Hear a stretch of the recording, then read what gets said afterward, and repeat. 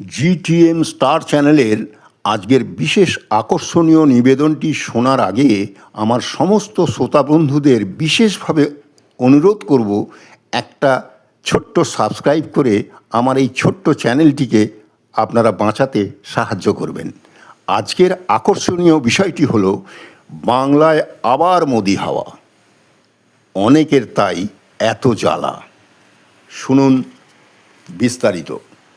বাংলায় মোদি হাওয়া প্রথম দেখা গিয়েছিল 2019 সালের লোকসভা ভোটে, যা সেদিন সমস্ত রেকর্ডকে ভেঙে দিতে পারত যদি বিজেপির উপযুক্ত বুথ লেভেল সংগঠন আর বিশ্বাসযোগ্য নির্বাচনী অভিজ্ঞতা সম্পন্ন ও কৌশল জানা বেশ কয়েকটি নেতা।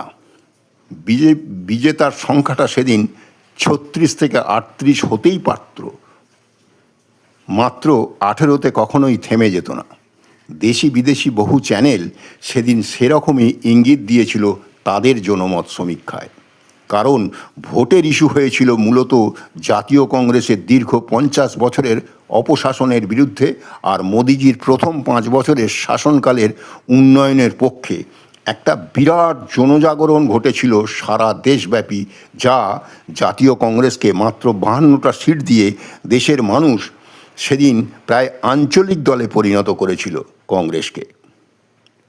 মোদি হাওয়ার তীব্রতা এতটাই ছিল সারা দেশে সেদিন। দীর্ঘ 6 বছর পর 2026-এর বিধানসভা ভোটের আগে মোদিজির বিভিন্ন উন্নয়নমূলক কাজ আর দুঃসাহসিক পদক্ষেপ সমগ্র বাঙালিকে ভীষণভাবে আকৃষ্ট করেছে এবার, যার ফলে মানুষ মোদিতেই বেশি ভরসা খুঁজে পাচ্ছে। বাংলার মানুষের এখন মোহভঙ্গ হয়েছে, তাই তাদের আওয়াজ, বিশ্বাস আর ভরসা শুধু মোদিকে ঘিরে। তাদের এখন একটাই ধারণা, কঙ্কালসার হতদরিদ্র বাংলাকে বাঁচাতে পারে শুধুমাত্র নরেন্দ্র মোদি আর ডবল ইঞ্জিন সরকার। এর বাইরে কেউ নয়।